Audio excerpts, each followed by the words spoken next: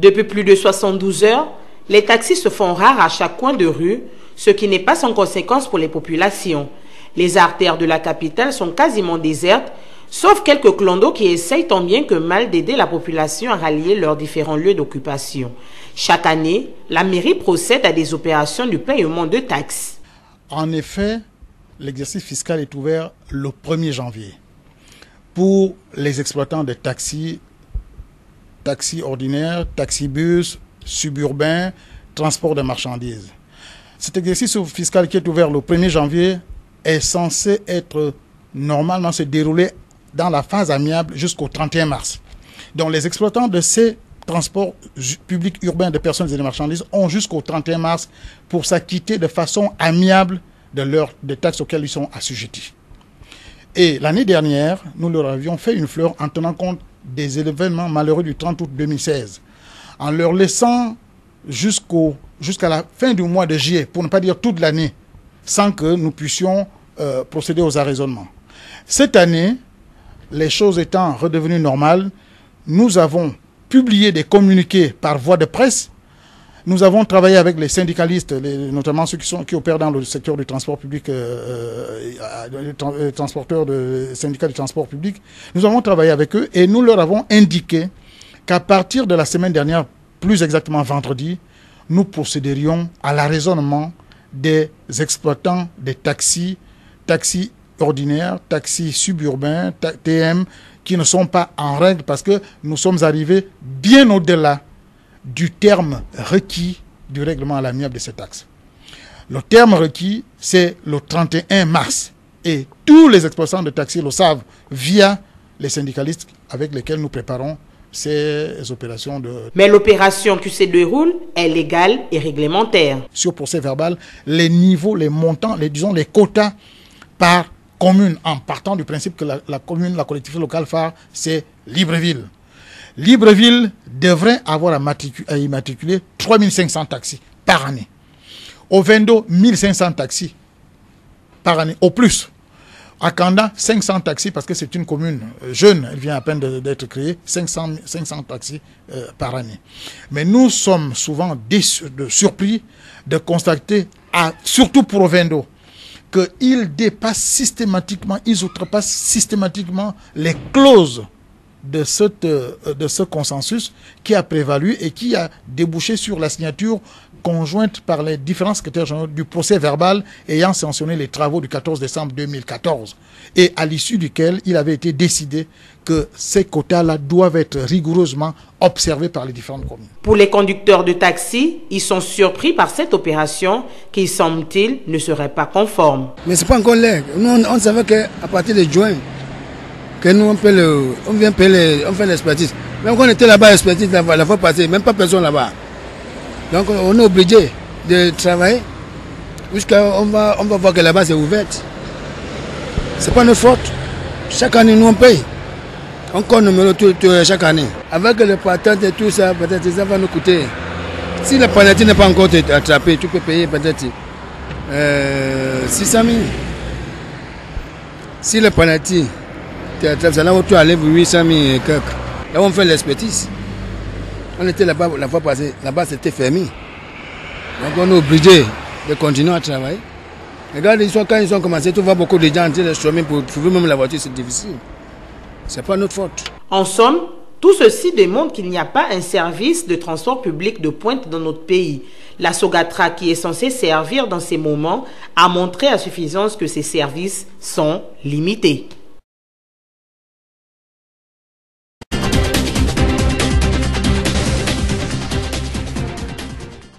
Les assemblées générales à répétition des syndicats de la Société gabonaise de transport à forte connotation revendicative ont fini par donner un regain d'espoir à ces agents. Parmi les revendications posées par les agents de la Sogatra, une revendication a un début de solution, c'est la paie des salaires.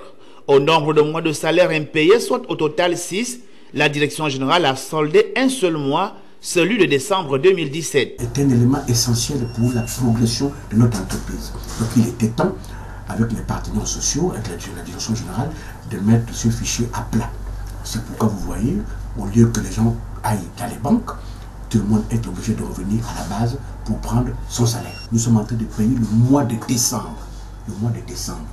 Le mois de décembre qui marque la fin du passif du directeur général entrant. À partir du mois prochain, nous allons commencer une nouvelle nomenclature. Donc là, le DG va commencer un nouveau programme de son travail. Il faut dire qu'il reste encore 5 mois à payer, parce que ne pas le dire, c'est être ingrat. Il reste 5 mois à payer, mais il faut... Il reste 5 mois de salaire à solder, a précisé la communication du directeur général de la Sogatra. Mais il a été tout de même difficile pour nous d'avoir des prises de vue des agents pendant la paye à cause de l'hostilité quasi unanime de ces agents qui n'ont pas voulu se faire filmer par peur d'être vus à la télé par de nombreux créanciers. Parce que, disent-ils, sont surendettés. Un seul mois ne faisant pas l'affaire, toutefois, la direction générale a rassuré de ceux que les 5 mois de salaire impayés restants seront à leur tour soldés, mais sans aucune précision sur la date butoir.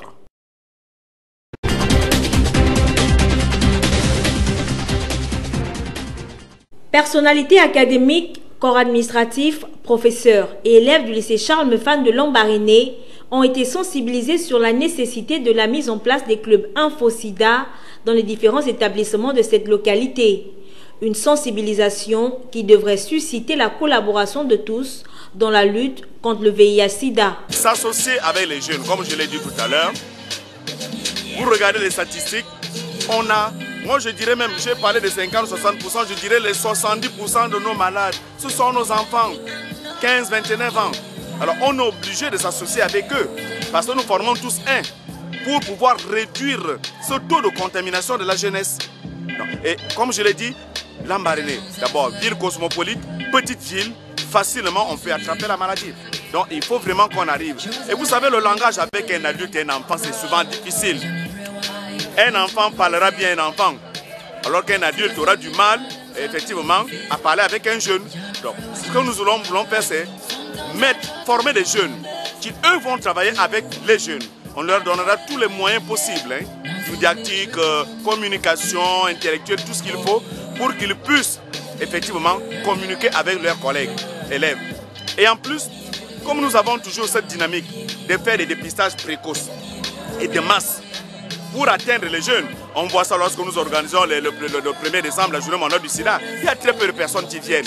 Et vous verrez même plus d'adultes qui viennent que des jeunes.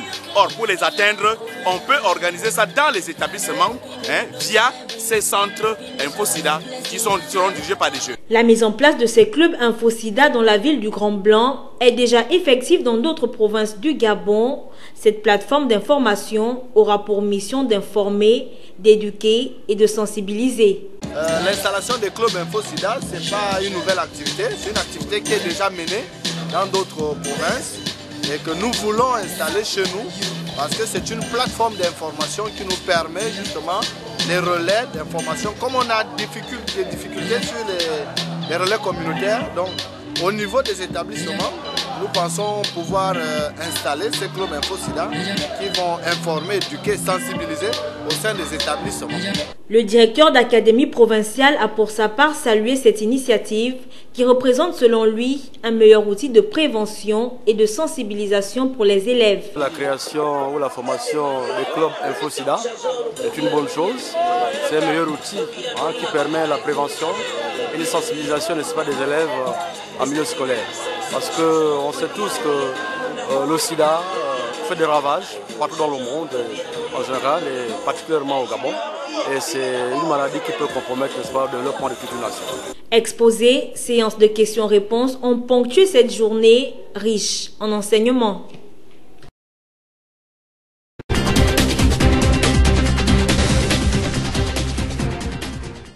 Organisé conjointement par le département de psychologie et le réseau gabonais des psychologues du travail et des organisations, la deuxième journée scientifique de psychologie du travail et des organisations s'est tenue à l'amphithéâtre Vincent de Paul Nyonda de l'université Omar Bongo. Un congrès scientifique annuel permettant aux étudiants de s'initier à l'expérience d'un congrès scientifique, mais également de mettre en valeur toute la richesse et la diversité de la production scientifique des professeurs et chercheurs du département. Lors de cette deuxième édition de l'organisation de la journée scientifique, nous revenons sur le rôle du psychologue du travail dans la société gabonaise. C'est quoi concrètement? Comment ça peut s'opérationnaliser? Nous avons donc là un exposé des différentes recherches réalisées donc, que ce soit dans l'administration publique gabonaise ou encore dans les sociétés privées exerçant donc au Gabon. Ici, nous voulons montrer l'expertise du psychologue gabonais sur non seulement la satisfaction au travail des salariés, non seulement sur la souffrance en termes de stress, en termes de harcèlement ou encore en termes de burn-out, pourquoi pas. Voilà. Rythmée par des séances de communication orale, cette journée a permis aux participants d'intégrer que la psychologie du travail, c'est avant tout l'étude du comportement au sein de l'organisation ou en dehors. Nous avons observé et constaté que le salarié peut souffrir de l'intérieur ou encore de l'extérieur de l'entreprise. Alors, ce que nous faisons, par exemple pour des recherches exposées ce matin par exemple, il y a eu une feuille de route qui a été proposée aux entreprises, voire aux administrations qui nous ont convoqués, voyez-vous. Maintenant, nous n'avons pas donc ce pouvoir de imposer l'application de nos recommandations par ces entreprises. Nous ne pouvons que proposer et à elles de se dire, ok, voici ce que les experts ont proposé, alors nous les mettons en pratique dans le but soit d'améliorer les conditions de travail ou encore d'évaluer la satisfaction ou encore le bien-être de leurs salariés. Cette deuxième édition de la journée scientifique de psychologie du travail et des organisations a été rehaussée par la présence du ministre délégué auprès du ministre d'État, ministre des Sports et de la Culture chargé du tourisme. Laetitia Diweku a pris part à ce congrès scientifique en sa qualité de membre du réseau gabonais des psychologues du travail et des organisations.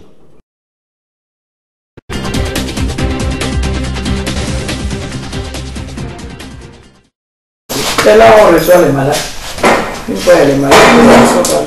C'est dans cet état que se trouve la salle de soins du centre médical Onanga Cécile de la ville d'Omboué du département de Timboué dans la province de l'Ogooué-Maritime. Après, nous on voit qu'il n'y a rien de beau.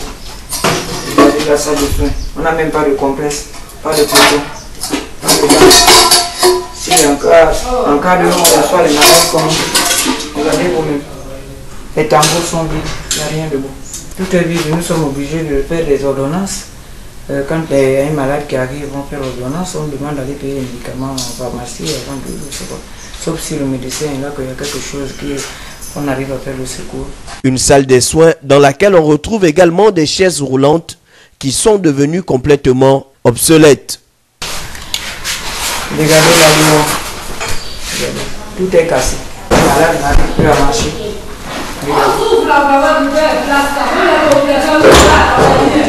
Lorsque ces dernières sont de garde, c'est tout un calvaire. Les poules, l'autre à terre, l'autre sur le lit. Ça c'est la salle de garde. Même chez nous on dort mieux qu'ici. Avec un vieux ventilo déjà cassé, la clim ne passe plus. La chaleur. Au mois d'avril, ça là, le plafond là va tomber. Avec ça va tomber. Si ça tombe sur une personne, c'est la mort. L'état actuel du centre médical Onanga Cécile d'Omboué doit toucher la sensibilité des plus hautes autorités du Gabon.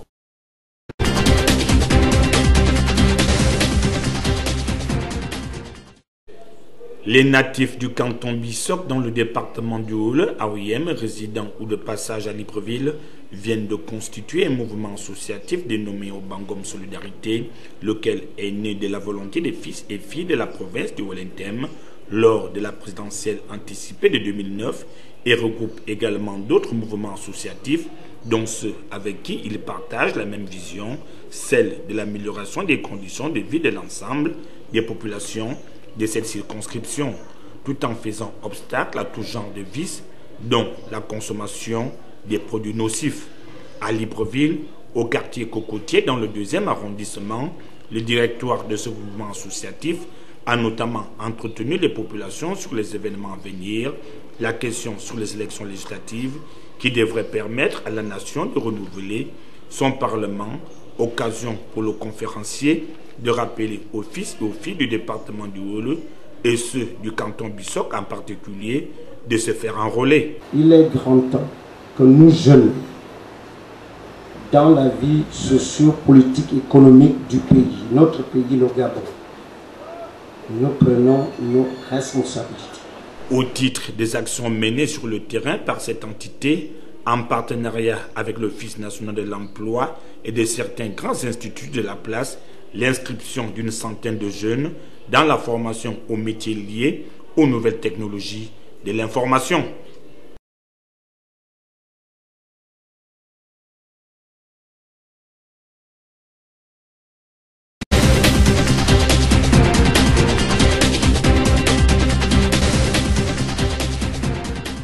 Le déploiement du plan de relance de l'économie constitue toujours un chantier majeur aux côtés de la mise en œuvre des mesures sociales urgentes et l'organisation des élections législatives.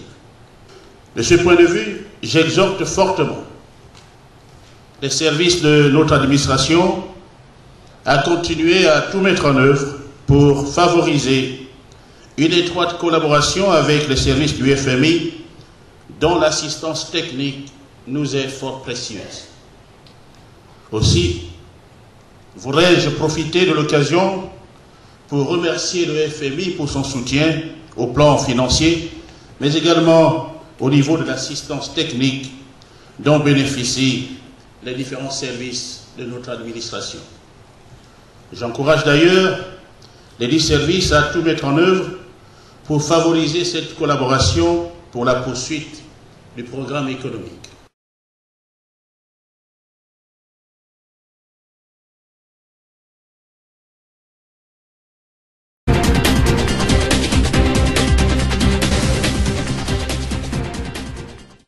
Soir pour l'Olympique de Marseille, le club marseillais dispute à Lyon la finale de la Ligue Europa contre l'Atlético Madrid d'Antoine Griezmann. Le défi est de taille pour les Marseillais. L'OM peut devenir le premier club français à gagner cette Ligue Europa, mais il faudra battre le favori madrilène, vainqueur en 2010 et 2012 de la compétition. Cette année-là, l'OM avait perdu en finale déjà contre un club espagnol, c'était Valence. Pour espérer vaincre l'Atlético d'Antoine Griezmann et empêcher une 3e victoire des Madrilènes dans la compétition, l'OM peut compter sur un effectif au grand complet. Il ne reste plus qu'à faire chavirer la Canebière.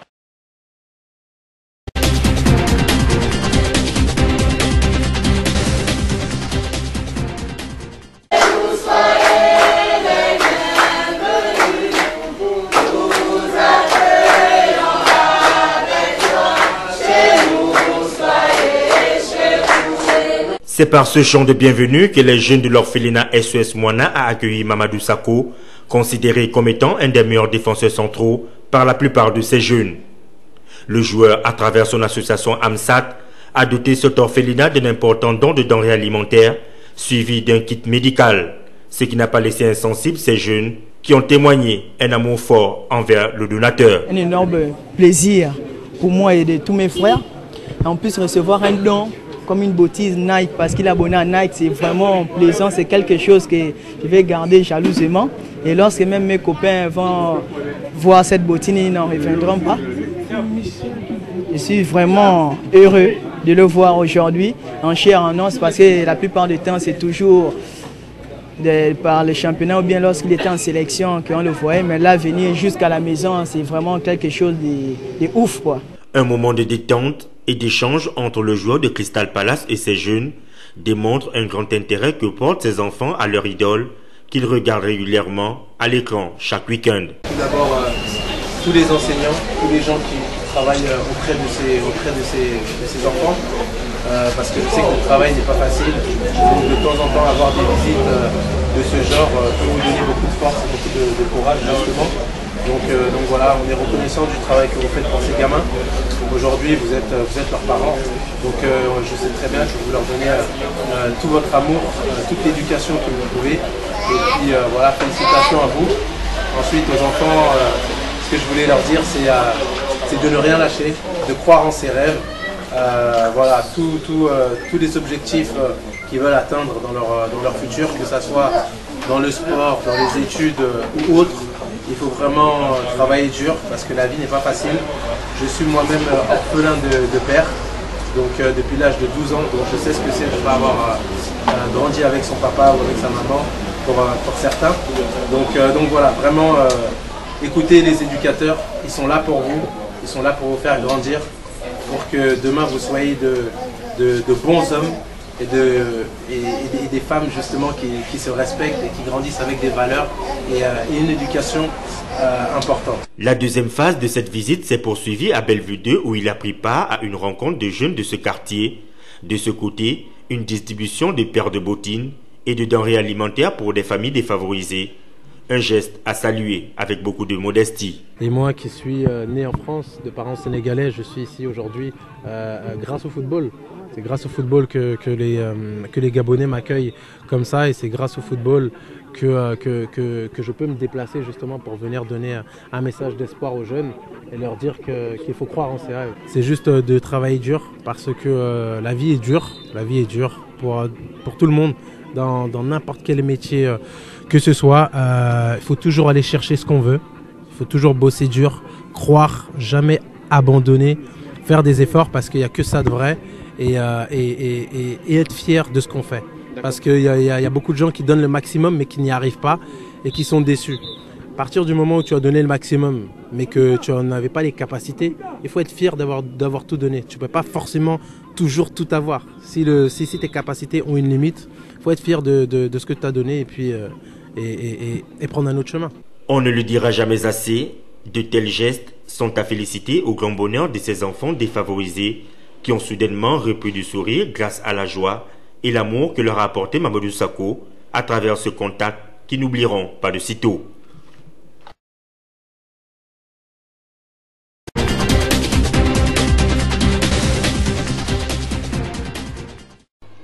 La Ligue de handball de l'Estuaire est sur la poursuite de son programme d'activité de la saison 2017-2018.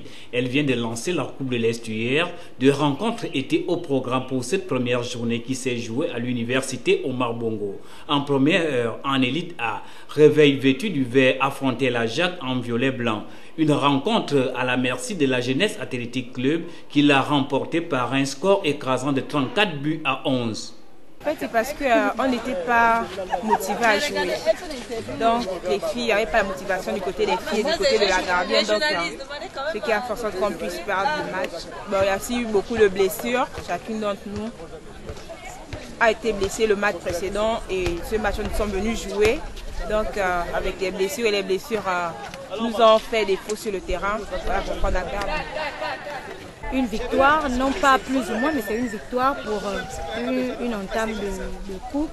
Déjà que nous avons affronté la première journée du championnat, donc on peut dire que c'est un plus. Bon, nous allons voir maintenant pour les matchs à venir. La deuxième rencontre en élite à hommes opposait Libreville AC en bleu ciel jaune à la jeune équipe d'Avenir HB tout en bleu. Une rencontre qui n'a pas du tout été facile pour les Librevillois qui avaient en face d'eux une équipe jeune très talentueuse mais qui a pêché dans la finition. Libreville a surtout imposé sa notoriété en seconde période après une première partie de match équilibrée. La rencontre s'est soldée par un score de 32 buts pour Libreville AC et 17 pour Avenir HB. Un score qui ne reflète pas d'ailleurs la physionomie de ce match. Pas difficile, nous avons abordé le match avec beaucoup de sérénité, même si on avait un peu trop la grosse tête parce que c'est pas une équipe de niveau semi-professionnel, mais on avait pour objectif de répéter un certain nombre de choses. Voici pourquoi on ne s'affolait pas dans les actions, même s'il y a eu beaucoup de ratés, mais les ratés correspondaient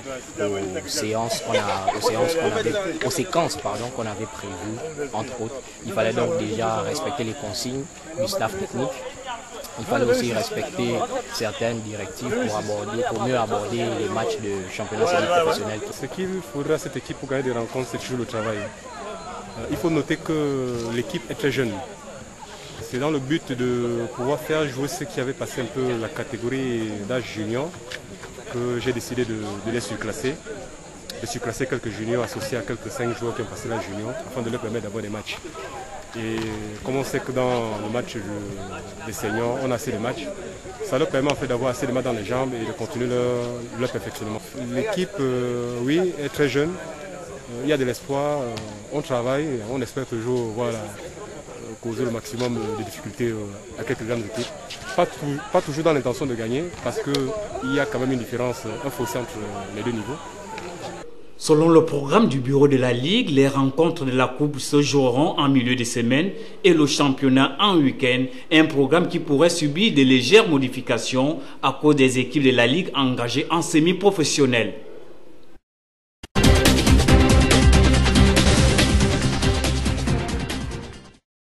Ce soir, nous sommes sur le chantier du début de l'événement lancement de basket. Nous avons deux événements majeurs, un tournoi international nommé Tournoi de l'Espoir et la Coupe du Gabon. Pour le Tournoi de l'Espoir, nous avons réuni 5 équipes, 4 équipes gabonaises et une équipe étrangère dont l'Inter du Congo, Casse le Phoenix. Nous avons 7.0 d'Ovendo, la GEB, et pour cela nous comptons les mettre en jambe avant la Coupe du Gabon. Le tournoi est sur 4 jours, nous partons de mercredi à vendredi pour une pause le samedi et nous allons enchaîner le dimanche 20 la Coupe du Gabon pour se terminer le 26. Quel est l'objet de ce tournoi? Quel est l'objectif visé par ce tournoi? Nous avons beaucoup joué en local pendant toute l'année dernière. Notre première sortie internationale, nous avons vu qu'il nous a manqué de l'expérience. Lorsqu'on est sur le plan international, on se confronte aux autres. Nous avons aujourd'hui 3 bonnes équipes que vous allez voir au niveau du tournoi international. L'objectif, c'est de voir quelle est la hauteur internationale de nos meilleurs joueurs actuels. Ils vont se confronter aux autres qui sont champions de la zone. Pour la Coupe du Gabon, ça fait 2 années que nous avions fait des préparations internes. Et là, nous allons lancer la Coupe du Gabon ici à Libreville. C'est un événement majeur. Nous voulons la présenter autrement. Cette fois-ci, sur les 8 fédérations, les 8 ligues, nous aurons 5 ligues présentes. Donc nous aurons tous les ligues de l'intérieur qui vont arriver à partir de vendredi. Une réunion technique le samedi et dimanche nous allons commencer la compétition. Cela est fait sciemment, c'est pour que les joueurs ne perdent pas leur feedback. Vous savez, lorsqu'on termine un championnat, les joueurs sont à bout de souffle. Or que là, nous voulons nos joueurs à la meilleure performance. C'est pour cela que nous avons même prévu qu'après la Coupe du Gabon, nous mettons une équipe nationale sur pied pour jouer contre l'Inter du Congo, pour essayer de voir le nouveau groupe, qu'est-ce qu'il va donner comme évaluation.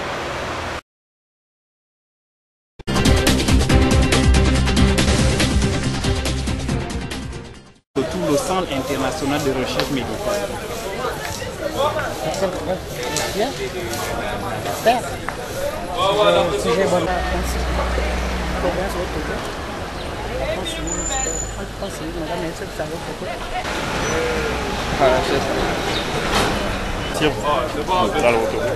Se trouve le Centre international de recherche médicale. Le Centre international de recherche médicale. Recherche internationale de médicale. C'est pas dans votre goût. C'est dans votre goût à France. Centre international de recherche médicale.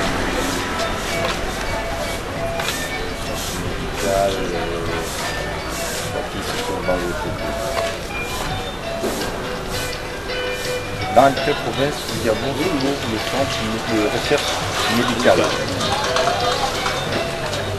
Je crois que c'est dans les SUR, hein, précisément au CNRS. C'est le Centre international de recherche médicale.